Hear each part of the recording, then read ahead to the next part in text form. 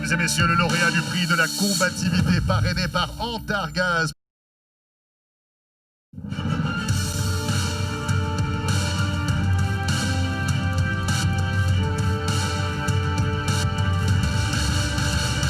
La formation leader du classement par équipe parrainée par Named Sport, c'est l'équipe.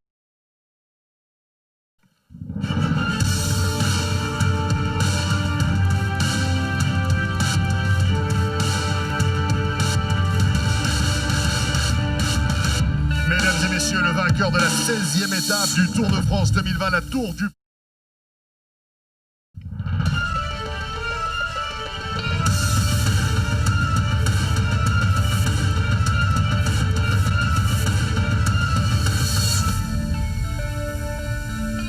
Le porteur du maillot blanc de meilleur jeune, parrainé par les opticiens Chris.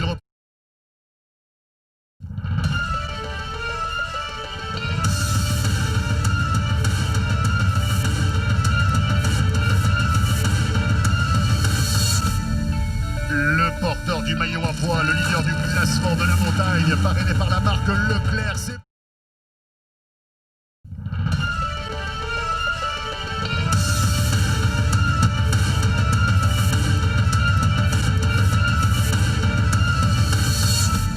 Mesdames et messieurs, le porteur du maillot vert, le leader du classement par points, parrainé par la marque Skoda.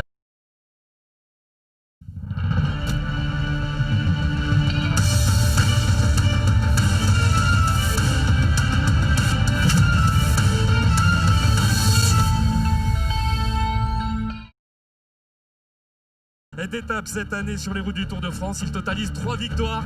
Le maillot jaune Primoz Roglic est là, le porteur de ce maillot jaune. Et nous allons bien nous retrouver avec bien tous les leaders, tous les porteurs de maillots distinctifs. Car mon cher Marc Chavet, je crois que vous êtes en train de remonter le peloton. Ici, Grenoble, c'est une terre olympique. C'est une terre de sportifs. Le Tour de France était venu pour la première fois en 1905. Rappelons que c'est ici qu'a été remis le premier maillot jaune. C'était le 19 juillet, donc 1919, il y a 101 ans désormais. Et 101 ans après, Eugène Christophe, c'est Primoz Roglic qui va venir vous retrouver. Mon cher Marc Chavet, on va vous retrouver pour la cérémonie des héros. Et effectivement, mon cher Michel, j'ai lisé juste au moment avec Cédric Marceau en train de remonter le long de la barrière pour essayer de nous frayer un chemin pour rejoindre les coureurs. Ah ben il n'y en a pas encore, qui ne sont pas encore positionnés donc sur la ligne à partir de laquelle sera donné le départ fictif à 12h15 dans quelques minutes seulement.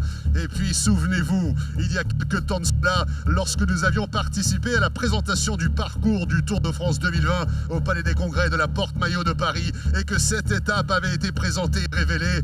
Et puis souvenez-vous de la sensation qu'elle avait procurée justement lorsqu'on avait découvert la carte, on avait découvert le souvenir Henri Desgranges, le Toit du Tour 2020 avec cette étape Grenoble-Méribel, col de la Lose, 170 km et ces deux ascensions hors catégorie, le col de la Madeleine et puis le col de la Lose, effectivement 17 km 100 mètres d'ascension au kilomètre 107 à 8,4% de déclivité, suivi par un final à couper le souffle, 21 km 500 à 7,8% de déclivité moyenne.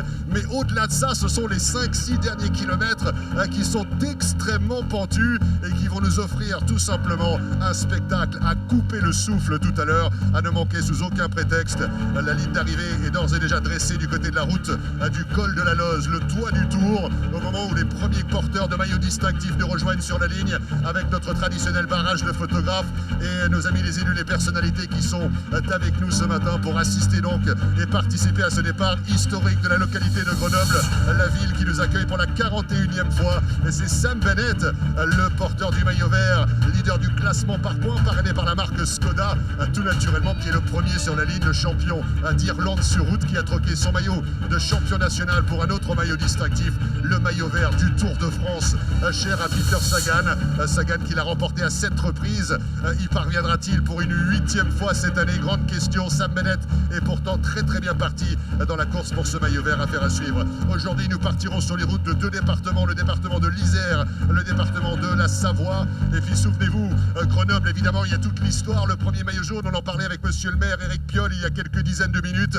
Mais en 2011, l'histoire récente du Tour de France, c'est à Grenoble, à l'occasion de la pénultième étape, que Cadel Evans s'est emparé du maillot jaune aux dépendants d'Ischlek. Et dès le lendemain, il était sur la plus belle avenue du monde, l'avenue des Champs-Élysées, et il devint le premier coureur venu d'Australie à remporter le classement général du Tour de France. Qu'en sera-t-il pour cette édition 2020 absolument palpitante? On a deux coureurs slovènes qui se tiennent à une quarantaine de secondes, extrêmement puissants, extrêmement forts en ce qui concerne les acteurs majeurs du classement général. Aujourd'hui, c'est le jour J, ça sera bientôt eh bien l'heure H et la minute M ou l'instant T, appelez-le comme vous voulez, mais aujourd'hui c'est là que ça se passe, tout simplement dans un petit peu plus de 3 minutes et 30 secondes.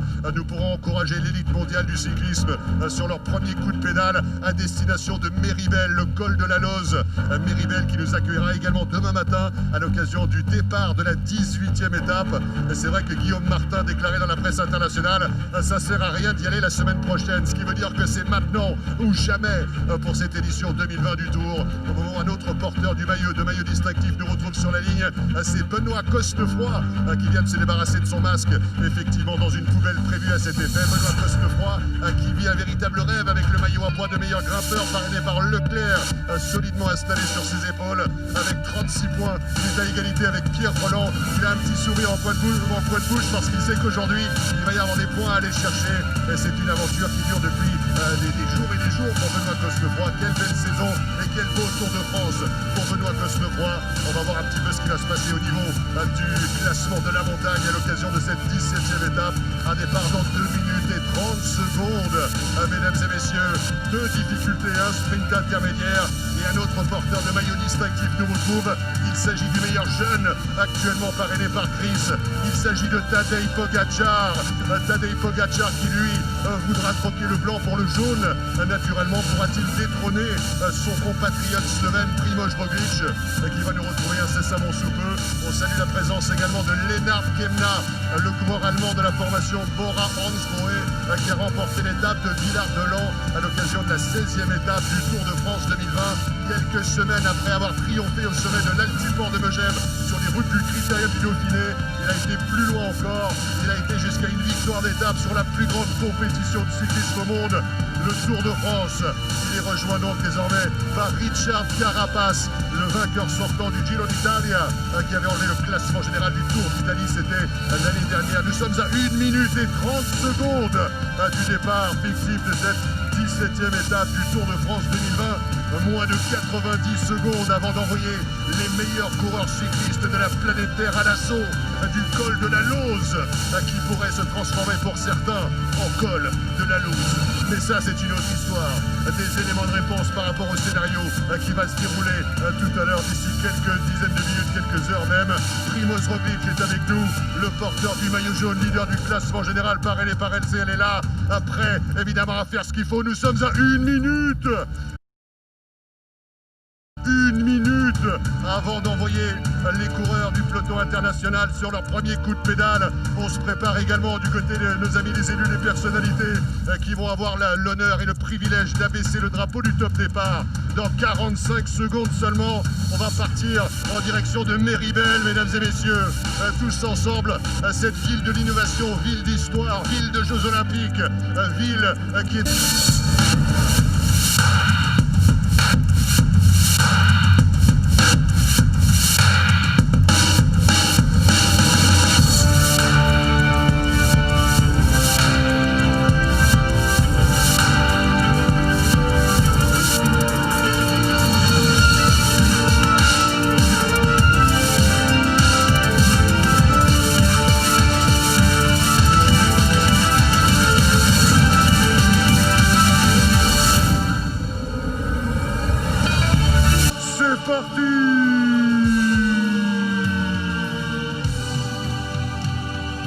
Le drapeau du top départ a été abaissé par Éric Piolle, maire de Grenoble, accompagné par Christophe Ferrari, président de Grenoble-Alpes Métropole, et Jean-Pierre Barbier, président du département de l'Isère.